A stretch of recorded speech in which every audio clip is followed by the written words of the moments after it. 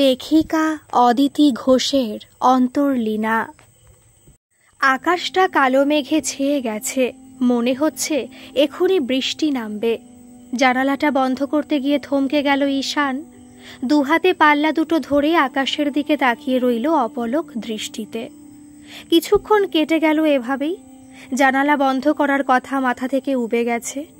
আকাশের দলা পাকানো কালো মেঘগুলো আস্তে আস্তে ভিড় করে আসছে মনের মধ্যে, ভারী হয়ে আসছে বুকের ভেতরটা। মনে পড়ে যাচ্ছে এমনই এক বর্ষণমুখর সন্ধ্যার কথা। সেদিনও সন্ধে হঠাৎ করে এমনই কালো হয়ে এসেছিল আকাশ। তার কয়েক মাস আগেই কলকাতার একটা হসপিটালে জয়েন করেছিল ঈশান। বাড়িতে দুটো গাড়ি থাকা সত্ত্বেও খুব প্রয়োজন ছাড়া গাড়ি নিয়ে বের হতো না তখনও। মা গাড়ি নিয়ে বেরোতো প্রায় রোজই। যদি বাবার বিশেষ কারণে গাড়ির দরকার হয় সে কথা ভেবে গাড়ি বাড়িতে রেখে নিজে বাসে ট্রামেই যাতায়াত করত বেশিরভাগ। অবশ্য সেটাই ভালো লাগত ওর। সেদিন সকাল থেকে ঝলমলে রোদ্দুর ছিল, তেমন কোনো পূর্বাভাস না পাওয়ায় রেনকোটটাও ছিল না সঙ্গে। বৃষ্টির আশঙ্কায় বাস থেকে নেমে বেশ দ্রুত হাঁটছিল, তবু শেষ রক্ষা হয়নি। গন্তব্যে পৌঁছনোর আগেই হঠাৎ তেড়ে বৃষ্টি নেমেছিল। চশমার কাঁচ ভিজে গিয়েছিল বিশ্রীভাবে, আর হাঁটা যাচ্ছিল না। নিরুপায় হয়ে সামনের একটা বাড়ির গেটের তলার ছাউনিটুকুকে আশ্রয় করে দাঁড়িয়ে পড়েছিল। দোতলার ঘর থেকে ভেসে আসছিল হারমোনিয়ামের আওয়াজ, সঙ্গে কোনো এক মহিলা কণ্ঠের গান। এমন দিনে তারে বলা যায়, এমন ঘন ঘোর বরিশায়, এমন দিনে মন খোলা যায়, এমন মেঘস্বরে বাদল ঝড়ো ঝরে তপনহীন ঘন তমসায়। ভারী মিষ্টি সুরেলা কণ্ঠস্বর, মুগ্ধ হয়ে শুনছিল ঈশান। হঠাৎ চারিদিক কাঁপিয়ে বিকট শব্দে মেঘ ডেকে উঠেছিল। আলোর ঝলসানি থেকে চোখ দুটো বাঁচাতে দরজার দিকে ঘুরে দাঁড়িয়েছিল। বৃষ্টির ছাট যত বাড়ছিল ততই শরীরটাকে গেটের সঙ্গে সেটে ধরছিল। সম্ভবত বিদ্যুতের সেই আলোতে দোতলার কাচের জানালা দিয়ে ওকে দেখতে পেয়েই বাড়ির কর্ত্রী চেঁচিয়ে উঠেছিলেন, কে কে ওখানে? ঈশান চেঁচিয়ে বলেছিল, হঠাৎ বৃষ্টি নেমে গেছে, তাই এখানে একটু। কথা শেষ হবার আগে প্রশ্নকারী বলেছিলেন, দাঁড়ান ওখানে, কোথাও যাবেন না, আমি এক্ষুনি যাচ্ছি নিচে। দ্রুত সিঁড়ি দিয়ে নেমে এসেছিলেন উনি। আন্তরিক গলায় বলেছিলেন, এই দুর্যোগে কেউ বাইরে থাকে নাকি? আপনি বাড়ির ভেতরে আসুন। ভিজে শরীরে অপরিচিত কারো বাড়িতে ঢুকতে সংকোচ হচ্ছিল ঈশানের। ও মৃদু আপত্তি জানিয়েছিল, না না, তার দরকার নেই, আমি এখানেই ঠিক আছি, এক্ষুনি বৃষ্টি থেমে যাবে, তারপর চলে যাব। এরপর ষাটোর্ধ্ব গৃহকর্ত্রী গম্ভীরভাবে বলেছিলেন, তোমার এখানে থাকা নিয়ে বিশেষ চিন্তিত নই আমি, তাই কখন যাবে সে নিয়ে মাথা ব্যথাও নেই আমার। তবে এই দুর্যোগের সময় মানুষকে আশ্রয় দেওয়া একজন মানুষের কর্তব্য। কথা না বাড়িয়ে যা বলছি সেটা শোনো। কথা বলতে বলতেই উনি হাতের ভাঁজ করা ছাতাটা এগিয়ে ধরেছিলেন ঈশানের দিকে। ঠিক সেই সময় আবার প্রচণ্ড শব্দ করে মেঘ ডেকে উঠেছিল, আর আপত্তি না করে হাত বাড়িয়ে ছাতাটা নিয়েছিল ঈশান। তারপর নিঃশব্দে ওনাকে অনুসরণ করে দোতলায় উঠে গিয়েছিল। সিঁড়ি দিয়ে উঠতে উঠতে শোনা যাচ্ছিল গানের কথাগুলো। যে কথা এ জীবনে রহিয়া গেল মনে, সে কথা আজই যেন বলা যায় এমন ঘন ঘর বরিশায়। মিষ্টি সুরেলা রেশে মনটা যেন অন্য এক জগতে চলে যাচ্ছিল। বাবা ভীষণ ভালোবাসত রবীন্দ্রসঙ্গীত। বাবার আগ্রহেই বোন এক সময় গান শিখত। তবে রবীন্দ্রসঙ্গীত বা উচ্চাঙ্গ সঙ্গীতে মারাত্মক অনীহা ছিল মায়ের। মমের ইচ্ছাতেই গান ছেড়ে নাচের তালিম নিতে শুরু করে বোন। তবে ধ্রুপদী নৃত্যেও অ্যালার্জি ছিল মায়ের, তাই ওয়েস্টার্ন ড্যান্স শিখেছিলেন রুশি। সব দিক দিয়েই আস্তে আস্তে মায়ের মতোই হয়ে উঠেছেও। রুশির জন্য মাঝে মাঝে খুবই আফসোস হয় ঈশানের। ড্রয়িং রুমে ঢোকার পরই গৃহকর্ত্রী একটা তোয়ালে এগিয়ে ধরেছিলেন। উনি আদেশের সুরে মাথাটা মুছে নিতে বলেছিলেন। অগত্যা ওনার হাত থেকে তোয়ালে নিয়ে বাধ্য ছেলের মতো মাথাটা মুছে নিয়েছিল ঈশান। গান তখনও চলছিল, তবে নতুন গান ধরেছিল গায়িকা। তাকে দেখতে না পেলেও কানে আসছিল খুব জানা গানের কড়িগুলো। আজি ঝড়ো ঝড়ো মুখর বাদর দিনে, জানি নে কিছুতেই কেন যে মনও লাগে না। এই চঞ্চল সজল পবন বেগে কোনো কিছু না ভেবে ঈশান প্রকাশ করে ফেলেছিল ওর ভালো লাগাটা। কে গাইছে গানটা? ভারী মিষ্টি গলা তো, আমার ভাইজি ঈশানী।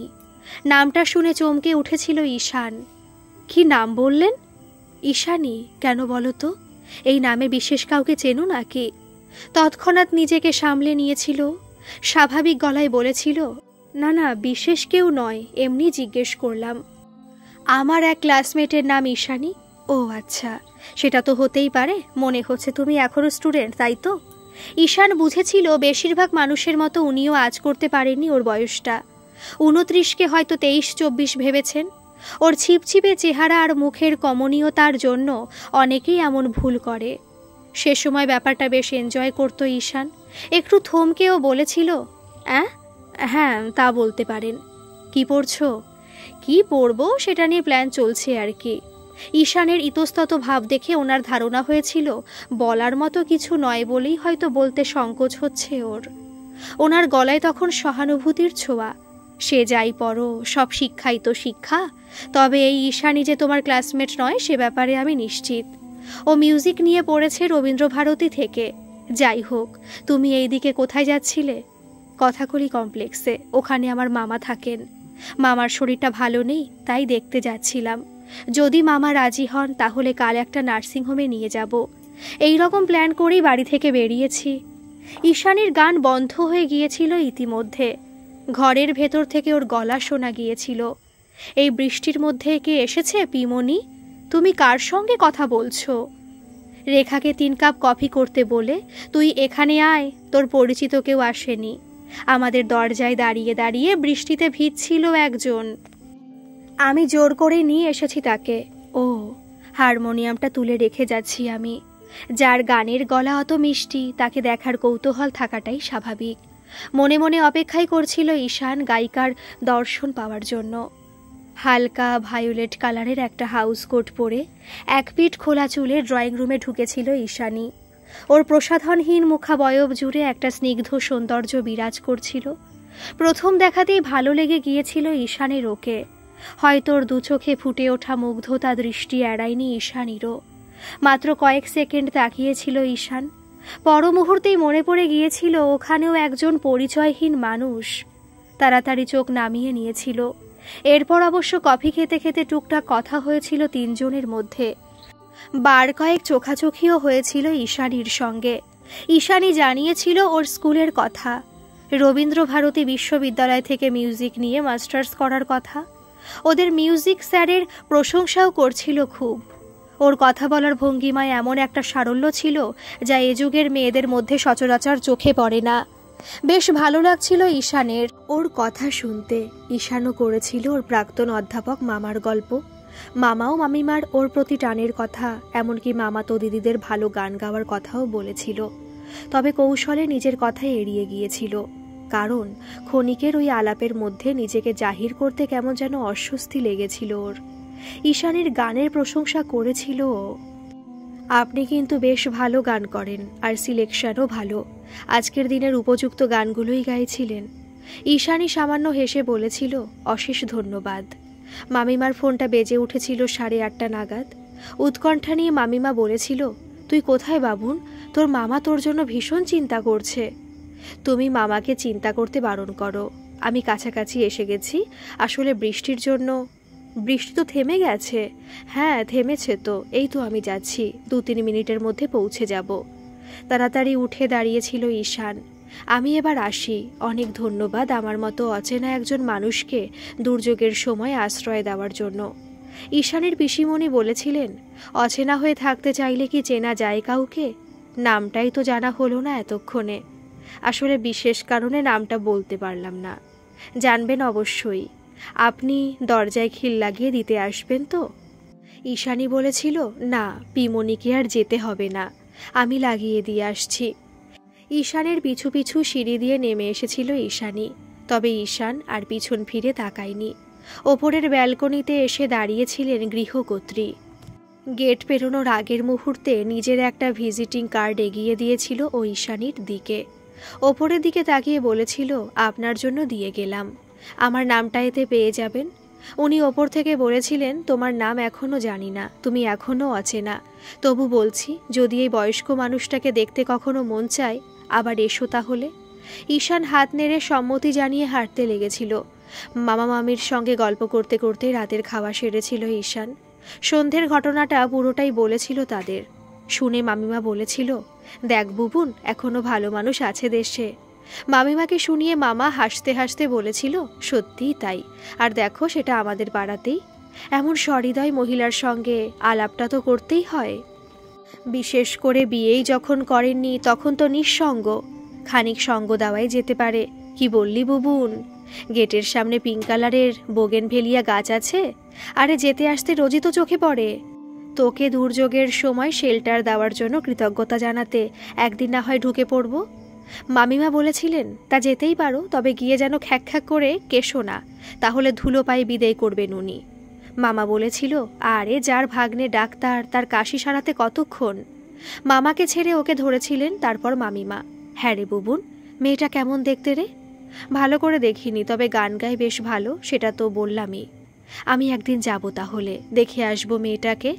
মামিমার কথা শুনে আপত্তি জানিয়েছিল মামা। একদম নয় সীমা, তুমি তো জানো রমলার মেজাজ। নিজের বোন হলেও ওর আচার আচরণ কোনোদিনই ভালো লাগে না আমার। অনেক চেষ্টা করেছি ওকে বোঝানোর, কিন্তু ব্যর্থ হয়েছি। ওর চিন্তাধারা যে ভুল এ কথা মানতে চায় না ও। ভেবেছিলাম বয়স হলে শোধরাবে, কিন্তু কোথায়, বেচারা ইন্দ্র ভালোবেসে বিয়ে করেছিল রমলাকে। নিজে নামজাদা কোম্পানির চার্টার্ড অ্যাকাউন্টের থেকেও যে মানুষটা সাদামাটা জীবন ভালোবাসে, তার স্ত্রী হয়ে রমলার আকর্ষণ মডার্ন সোসাইটির প্রতি।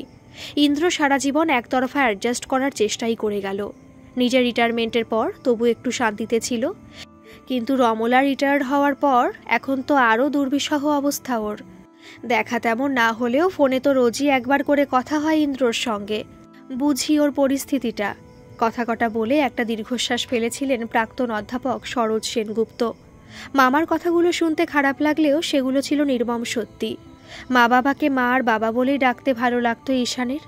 ইন্দ্রনাথ দাশগুপ্তের ইচ্ছাও ছিল তেমনই, তাই তাকে বাবা বলে রাখলেও মাকে মম বলতে হয়, কারণ ছোট থেকেই সেটাই শিখিয়েছিলেন রমলা দাশগুপ্ত। বাবা বুবুন বলে ডাকে, নামটা ঠাম্মা দিয়েছিল, তাই শুনতে বেশ ভালো লাগে ঈশানের। মম ডাকে বেটা বলে, বিশেষ বিশেষ সময় বলে মাই সন। এসব ডাক শুনতে ভালো না লাগলেও মাকে কখনো কিছু বলেনিও। মা আর বোনের লাইফস্টাইল ভালো লাগে না ওরও, তাই নিজের মতো করেই থাকে ঈশান।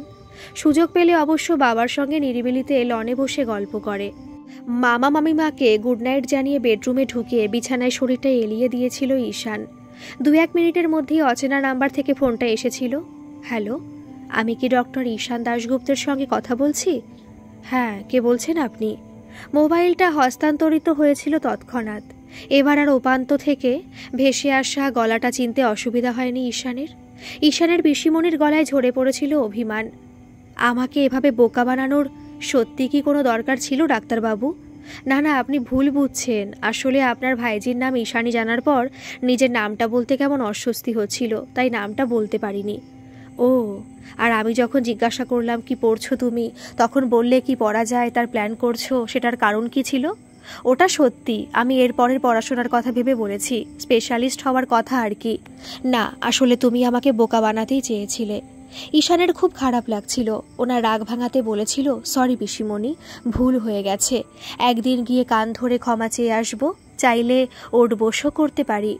উনি বলেছিলেন, কান ধরতে হবে না, তুমি এলেই তোমার অপরাধ ক্ষমা করে দেব। কান ধরে ওঠবোস অনেক করিয়েছি জীবনে, আর নয়। আমার পরিচয়টা এবার জানাই, আমি এখানকার নিবেদিতা শিক্ষা নিকেতনের প্রধানা শিক্ষিকা ছিলাম। বছর 2 আগে রিটায়ার করেছি।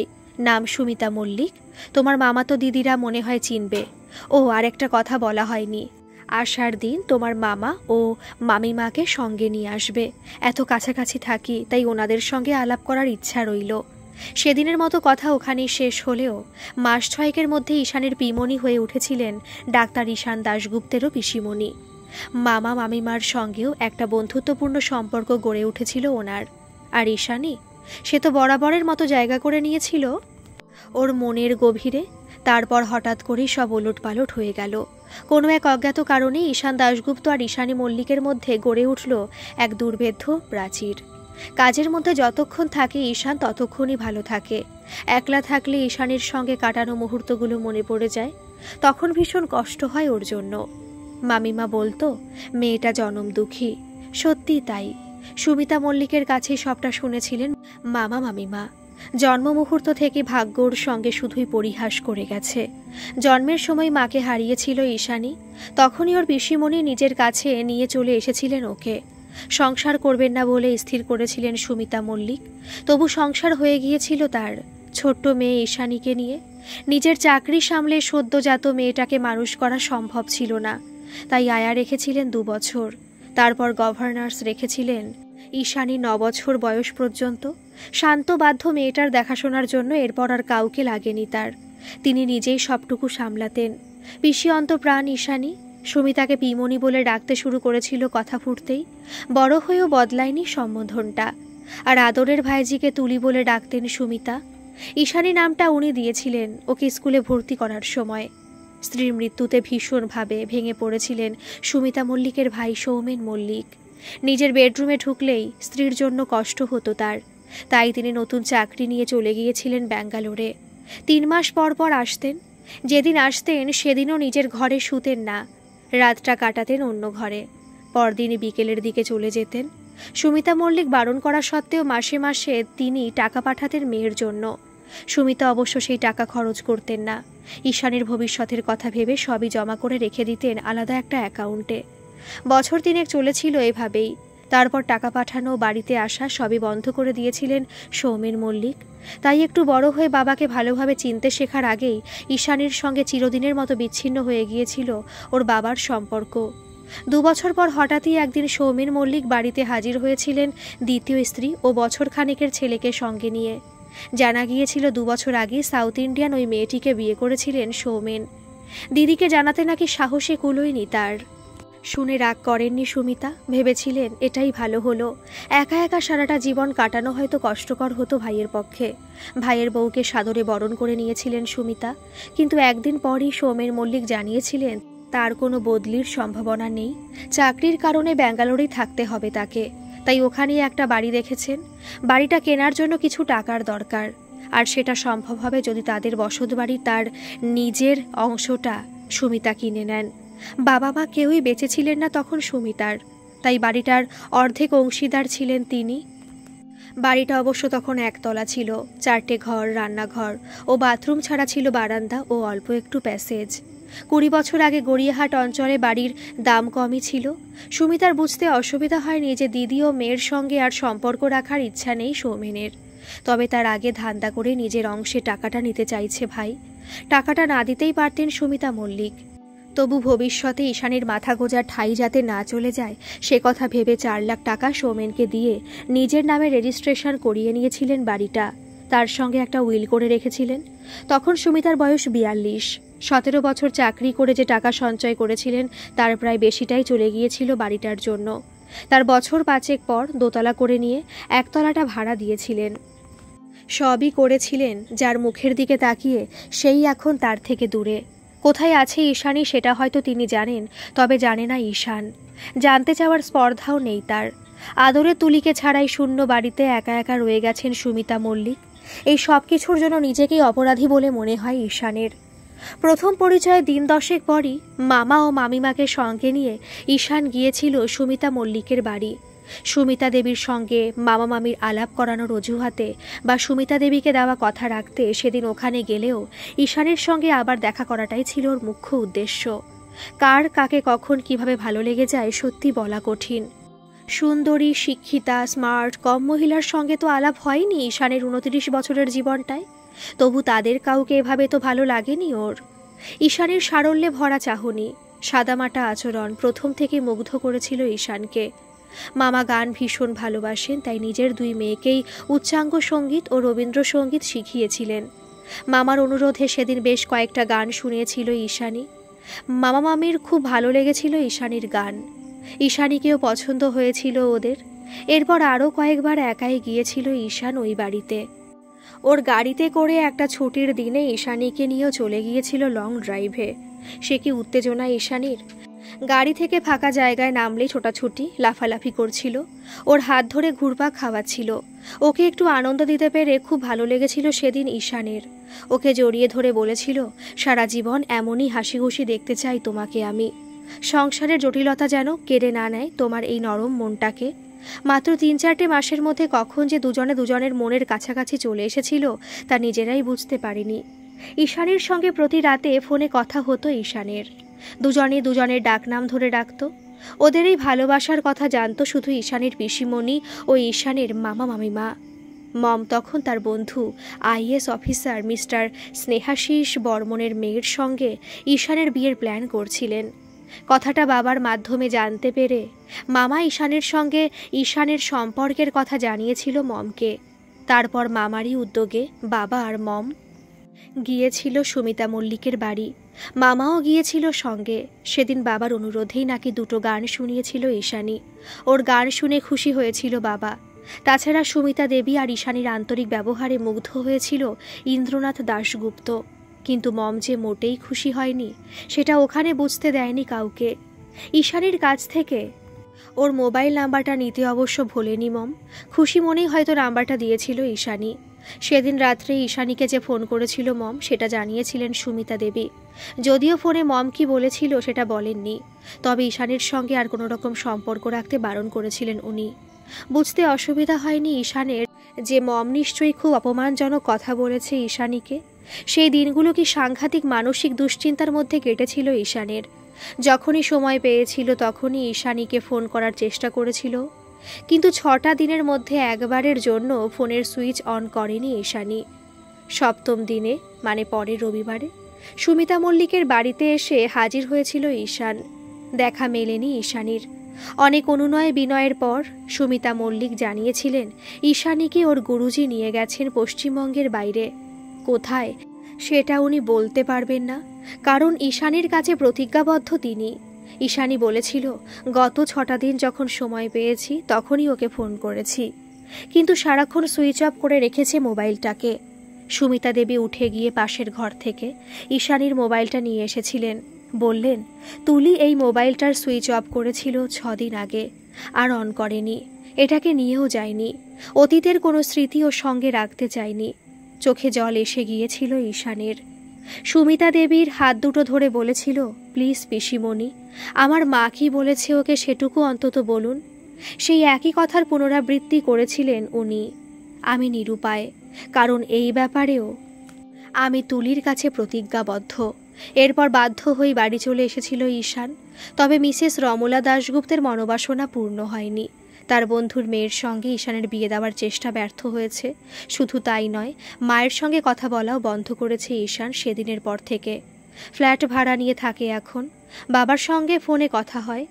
মাঝে মাঝে গাড়ি করে আসে বাবা কয়েক ঘন্টার জন্য। কাজের মধ্যেই বেশি করে নিজেকে ডুবিয়ে রাখতে চায় এখনও। তবু মন থেকে ঈশানীকে সরাতে পারে না একটা মুহূর্তের জন্য। 1টা বছর পেরিয়ে গেছে।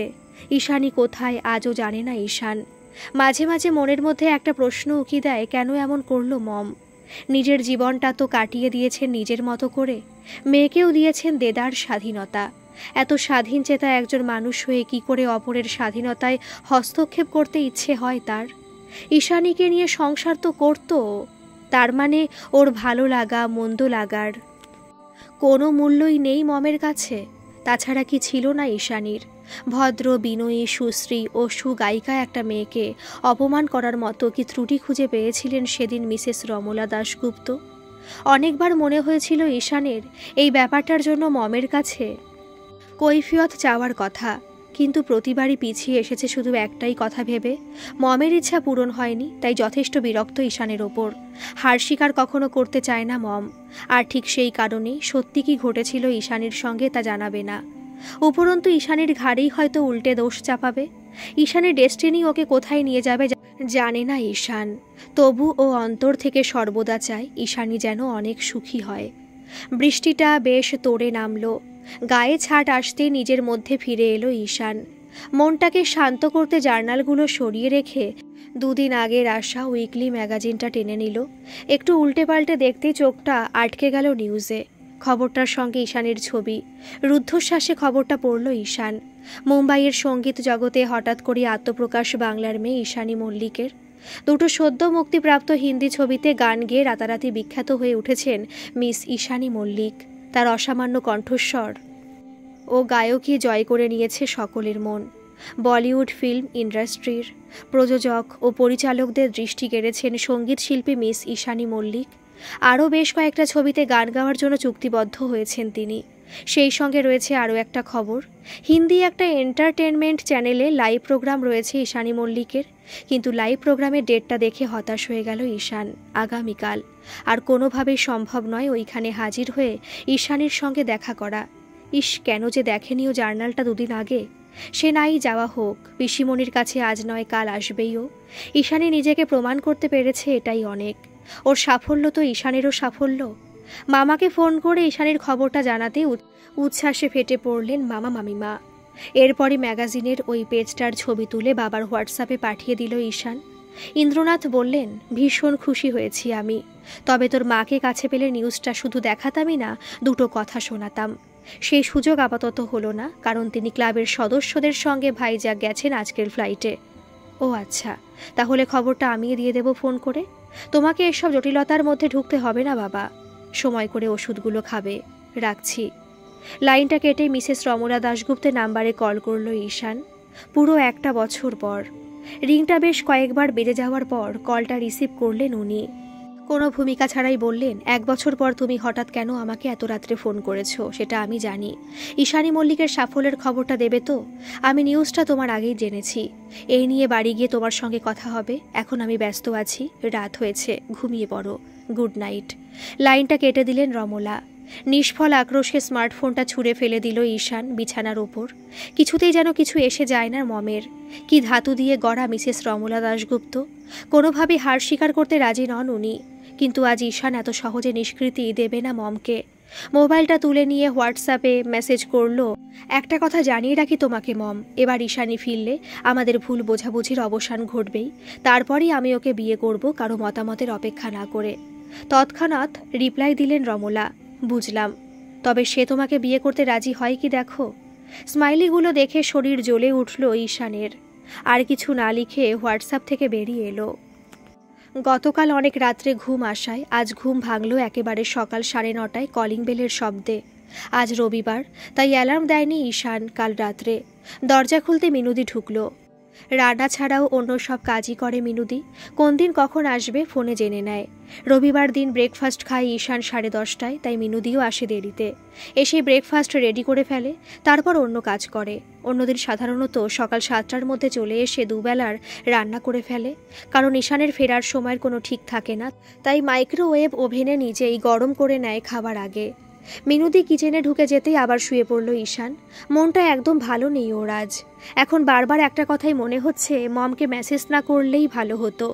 নিজের সন্তান বাড়ি ছেড়ে একা একা পড়ে আছে দেখেও মমের ব্যবহারের কোনো পরিবর্তন নেই। নিউজটা তাহলে আগেই দেখেছে মম? যতই পাত্তা না দেওয়ার ভাব দেখাক মম, মনে মনে একটা ধাক্কা নিশ্চয়ই পেয়েছে। মম কি ভাবছে জেনে অবশ্য লাভ নেই। জীবনটা ওর নিজের মতো করে ভাববে এবারও। ঈশানী কলকাতায় ফিরলেই ওর সঙ্গে দেখা করে বোঝাতে হবে ওকে। তার আগে সুমিতা মল্লিককে একটা ফোন করা দরকার। কথাটা ভাবতে না ভাবতেই সুমিতা দেবীর নাম্বারে কল করলো ঈশান। হ্যালো পিসিমণি, আপনি নিশ্চয়ই জেনে গেছেন এতক্ষণে খবরটা। আমি ভীষণ খুশি হয়েছি ঈশানীর সাফল্যে। তবে দুঃখ একটাই, আমাকে কিছু না জানিয়ে নিরুদ্দেশ হওয়ার সময় একবারও আমার কষ্টের কথাটা ভাবলো না। আমি আপনার সঙ্গে একটু কথা বলতে চাই, যদি অনুমতি দেন তাহলেই যাব। সুমিতা মল্লিক বললেন, তুমি না করলে আমি তোমাকে ফোন করতাম। আজ রাত 8:15 এসো, আর রাত্রের খাওয়াটা এখানেই খেয়ে যেও। ঠিক আছে পিসিমণি, আমি ওই সময়ই যাব। ফোন রেখে স্বস্তির শ্বাস ফেলল ঈশান। সন্ধে 7:50 সুমিতা দেবীর বাড়ির সামনে আসতে ঈশানের চোখে পড়ল বাবার সবুজ মার্সিডিজ বেঞ্চ গাড়িটা রাস্তার ধারে দাঁড় করানো রয়েছে। তার মানে বাবা এসেছে এখানে। একটু অবাক হয়ে কলিং বেল চাপ দিল ঈশান। দরজা খুললেন সুমিতা দেবীর হেল্পিং হ্যান্ড রেখাদি। দোতলায় উঠে ঈশান হতবাক। ড্রয়িং রুমের সুমিতা মল্লিকের সঙ্গে বসে আছে মামা, মামিমা আর বাবা। সবাইকার হাতেই চায়ের কাপ। রেখাদি তাড়াতাড়ি ঈশানের হাতে প্লেট সমেত চায়ের কাপটা ধরিয়ে দিয়ে বলল, ঠিক সময়ে এসেছো তুমি দাদাবাবু। এখনই আমাদের তুলির লাইভ প্রোগ্রাম শুরু হবে। আমি খুলে চ্যানেলটা ধরি। ইন্দ্রনাথ বললেন, তোদের এই পিসিমণি ফোন করে আমাদের সকলকে আসতে বলেছিলেন। টিভির পর্দায় ঈশানীকে দেখে বেশ অবাক হলো ঈশান। একটা সুন্দর লং স্কার্ট পরেছেও, সঙ্গে একটা কালারফুল জ্যাকেট। অন্য ধরনের সাজে একদম অন্যরকম লাগছে ওকে। সঞ্চালক দর্শকদের সঙ্গে পরিচয় করিয়ে দিতেই নমস্কার জানালো ঈশানী। এরপর পরিষ্কার হিন্দিতে কথা বলতে শুরু করলো। ও বলল, যার সাহায্য ছাড়া আমি এই জায়গায় পৌঁছতে পারতাম না, তার সঙ্গে প্রথমে আপনাদের পরিচয় করিয়ে দিতে চাই আমি। তারপর আমি নিজের কথা বলবো। সঙ্গে সঙ্গে সঞ্চালক আমন্ত্রণ জানাতেই ফ্লোরে দেখা গেল রমলা দাশগুপ্তকে। চার জোড়া চোখের অবাক দৃষ্টি গিয়ে পড়ল পর্দায়। ঈশানী উঠে জড়িয়ে ধরল রমলা দাশগুপ্তকে। ওর কপালে চুম্বন করলেন রমলা। তাকে কিছু বলতে অনুরোধ করলেন সঞ্চালক। রমলা হিন্দিতে কোনো কালেই পটু নন। উনি ইংরেজিতেই বললেন, আমার বলার মতো বিশেষ কিছু নেই। ঈশানী আমার ভাবী পুত্রবধূ হলেও ও আমার আর এক মেয়ে। তাই মেয়ের সাফল্যের জন্য মা চেষ্টা করবে, এটা বলার মতো কিছু নয়। তবে ঈশানী ট্যালেন্ট না থাকলে কিছুই সম্ভব হতো না। ওর গলায় উচ্চাঙ্গ সঙ্গীত শুনে আমি মুগ্ধ হয়েছিলাম। তখনই জানতে পারি গানের কারণেই ও হিন্দি নিয়ে পড়েছে, উর্দু শিখেছে। আমি সেই দিনই ইন্টারনেটে যোগাযোগ করি সঙ্গীত গুরু যোশী সাহেবের সঙ্গে। 5 দিনের মধ্যেই ফ্লাইটে চলে আসি ওনার কাছে। তারপরের গুরু শিষ্যার অনলস প্রচেষ্টার কথা শুনুন ঈশানীর মুখেই। রমলা নমস্কার জানিয়ে বিদায় নিলেন। ঈশানী বলে চলেছে ওর গান নিয়ে চর্চার কথা, ওর সঙ্গীত গুরুর কথা, সঙ্গীত পরিচালকদের ওকে সাহায্য করার কথা। কিন্তু সুমিতা দেবী ছাড়া আর কারোর কানের মধ্যে যেন ঢুকছে না সেসব। 30 মিনিটের লাইভ শেষ হতেই সবাই চেপে ধরলেন সুমিতা মল্লিককে। উনি এরপর যা জানালেন সেটা শুনে স্তম্ভিত হয়ে গেল ঈশান। এখান থেকে ফিরে গিয়ে রমলা ফোন করেছিলেন ঈশানীকে। শুধু ঈশানীর সঙ্গে নয়, তার সঙ্গে অনেকক্ষণ কথা বলেছিলেন। ঈশানীর মা জন্ম মুহূর্তে মারা গিয়েছিল, আর ওর বাবা ওকে ছেড়ে চলে গিয়েছিল শুনে উনি বলেছিলেন, আজ থেকে আমি তোর মা হলাম। নিজের ভুলে নিজের মেয়েটাকে ঠিকমতো মানুষ করতে পারিনি, সেজন্য এখন কষ্ট হয়। দেখি তোকে পারি কিনা বিশেষ একটা জায়গায় পৌঁছে দিতে। আমি চাই তুই একটা বিশেষ পরিচয়ে পরিচিত হ মানুষের কাছে। তারপর 5 দিনের মধ্যেই ওকে মুম্বাই নিয়ে চলে গিয়েছিলেন উনি। আসলে মানুষের বাইরে দেখে ভেতরটা বিচার করা যায় না। মোবাইলটা হাতে তুলে নিল ঈশান। লাউডস্পিকারে অন করে রমলাকে ফোনটা করলো। ওর গলা আবেগে রীতিমতো কাঁপছে। মম, তুমি আমাকে ক্ষমা করে দাও। ও প্রান্ত থেকে রমলার নরম গলা শোনা গেল। তুলি আমাকে সব বলেছে। ইচ্ছার বিরুদ্ধে আর মম বলে ডাকতে হবে না তোকে। তুলির মুখে মা ডাক শুনতে বেশ মিষ্টি লাগে আমার। এবার তুইও মা বলেই ডাকবি। নিজেকে সামলে রাখতে পারল না আর ডাক্তার ঈশান দাশগুপ্ত। সকলের সামনে কেঁদে ফেলল। প্রফেসর সরোজ সেনগুপ্ত বললেন, আপনার কথা ঠিক মিস মল্লিক। আমি দাদা হয়ে জানতে পারিনি যে রমলার মধ্যে এমন একটা নরম মনের মানুষ লুকিয়ে আছে। ইন্দ্রনাথ বললেন, আমার জীবনের সব অপূর্ণতাকে আজ পূর্ণ করে দিল রমলা। খুব ভালো লাগছে আমার, সত্যি বলছি।